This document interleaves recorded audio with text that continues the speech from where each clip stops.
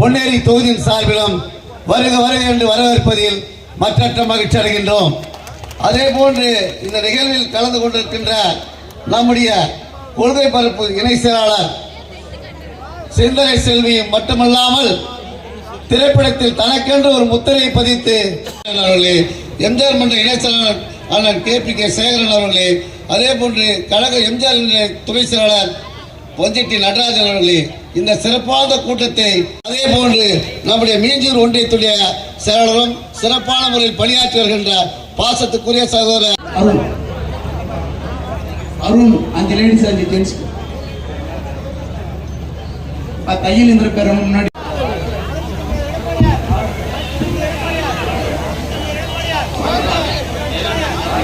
புரட்சித் தலைவர் எம்ஜிஆரின் புகழ், புரட்சித் தலைவர் எம்ஜிஆரின் புகழ், புரட்சித் தலைவர் எம்ஜிஆரின் புகழ், புரட்சித் தலைவர் எம்ஜிஆரின் புகழ், புரட்சித் தலைவர் அம்மாவின் புகழ், புரட்சித் தலைவர் அம்மாவின் புகழ், புரட்சித் தலைவர் அம்மாவின் புகழ், புரட்சித் தலைவர் எம்ஜிஆரின் புகழ், புரட்சித் தலைவர் எம்ஜிஆரின் புகழ், எடப்பாடியா எடப்பாடியா.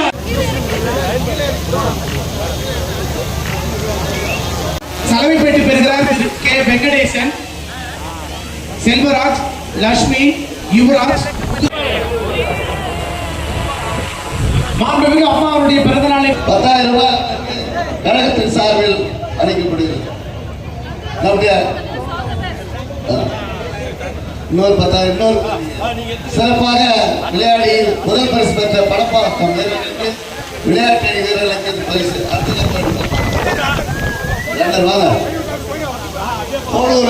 நடப்பாளர் ஆணைக்கிழங்க வீரர்கள் விளையாட்டு அணி சார்பாக அவர்களுக்கு இந்த கிரிக்கெட் மேட்சில் இரண்டாவது பரிசு பெற்ற ரன்னராக பெற்ற அன்பு சகோதரர் கோளூர் கிராமத்தை சேர்ந்த அன்பு சகோதரர்களுக்கு 10,000 ரூபாயும் நன்ராஜ் நகர செயலாளர் ஆரணி நகர செயலாளர் என்பதனை உங்களது ஏடுகளில் நான் படித்து அறிந்து கொண்டேன். அண்ணா, நான் உங்கள் இந்த சூறாவளி புயல் எல்லாம் திடீர்னு ஃபார்ம் ஆகுற மாதிரி இன்னைக்கு தமிழ்நாட்டுல புதுசா ஒரு அப்பா ஃபார்ம் ஆயிருக்காரு.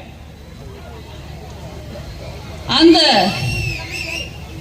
துண்டு சீட்டு முதல்வர் ஸ்டாலின் திடீர் அப்பாவோட வாழ்க்கை வரலாறை எழுதணும்னா அவர் சீரியல்ல நடிச்சதை தவிர வேற எந்த சாதனையும் அந்த வரலாறுல எழுத முடியாது.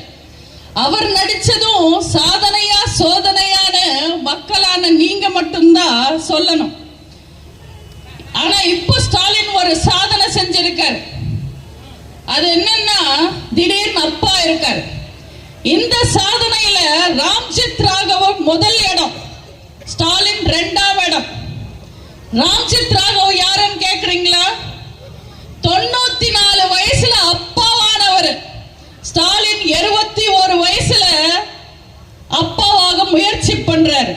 பேரன் பேத்தி எல்லாம் கையில எடுத்து தாத்தா ஆனதுக்கு அப்புறம் அப்பா ஆகணும்னு ஆசைப்படுறவர் ஸ்டாலின் மட்டுமா தான் இருப்பார்.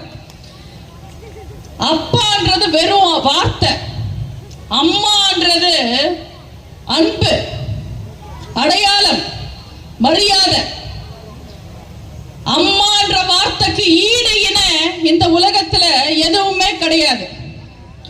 மக்களே மனசார கூப்பிட்டா அது பட்டம், மந்திரிகள் எல்லாம் வச்சுக்கிட்டு கூப்பிட வச்சா அது மட்டம்.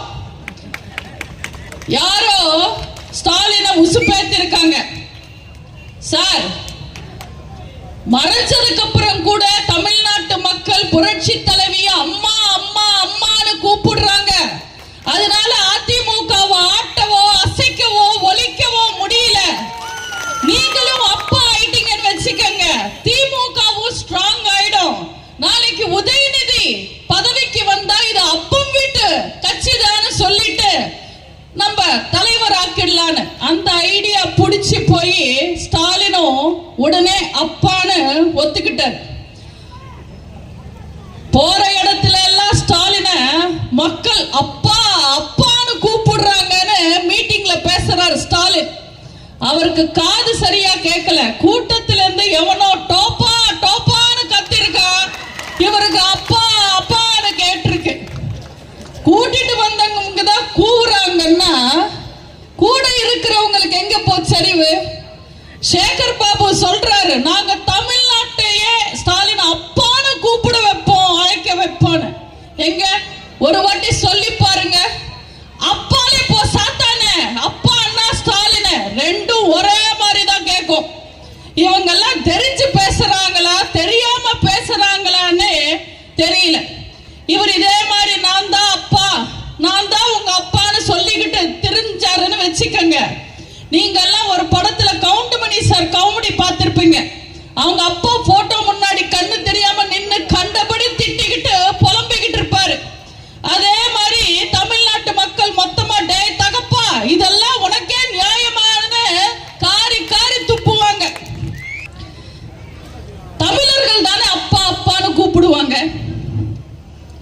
அப்பான்னு தமிழனை தானே கூப்பிடணும். ஸ்டாலினை கூப்பிட்டா நைனான் தானே கூப்பிடணும். நைனா நைனான் தானே கூப்பிடணும். ஏன்னா நன்றி வணக்கம்